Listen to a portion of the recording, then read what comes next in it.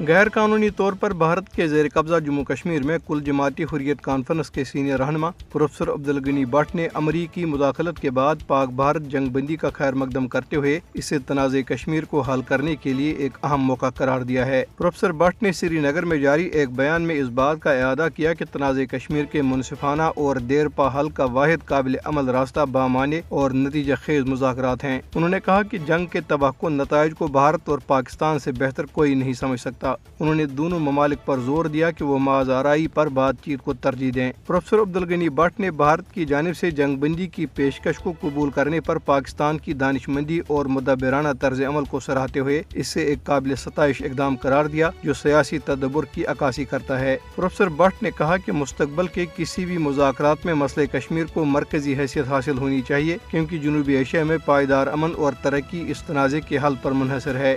کل جماعتی حریت کانفرنس اور دیگر آزادی پسند رہنماؤں نے بھارتی جارحیت کے خلاف آپریشن بنیان مرصوص کے تحت پاکستان کے فوری اور جرأت مندانہ جواب کی تعریف کی۔ انہوں نے جنگ بندی اور امریکی صدر ڈونلڈ ٹرمپ کی ثالثی کی پیشکش کا خیر مقدم کرتے ہوئے کہا ہے کہ کشمیر بین الاقوامی طور پر تسلیم شدہ تنازع ہے۔ انہوں نے اقوام متحدہ سمیت عالمی برادری سے مطالبہ کیا کہ وہ بھارت کو مقبوضہ علاقے میں اس کے اقدامات پر جواب دہ ٹھہرائے۔ انہوں نے خبردار کیا کہ اقوام متحدہ کی قراردادوں کے مطابق تنازع کشمیر کے حل کے بغیر جنوبی ایشیا میں امن کا قیام ممکن نہیں۔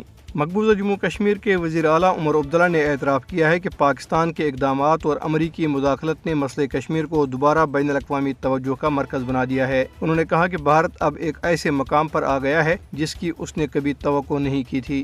دریاسنا بھارتی فورسز نے گھروں پر چھاپوں اور پکڑ دکڑ کی کارروائیوں کے دوران اسلام آباد، کولگام، پلوامہ اور شوپیاں اضلاع میں 2 درجن سے زائد نوجوانوں کو گرفتار کر لیا۔ بھارتی ریاست ہماچل پردیش کے دارالحکومت شملہ میں پولیس نے پاکستانی پرچم کی تصویر کو واٹس ایپ ڈسپلے پکچر کے طور پر استعمال کرنے کے الزام میں ایک کشمیری نوجوان عادل ماگرے کو گرفتار کر لیا۔ عادل ماگرے مقبوضہ جموں کشمیر کے ضلع اسلام آباد کا رہائشی ہے۔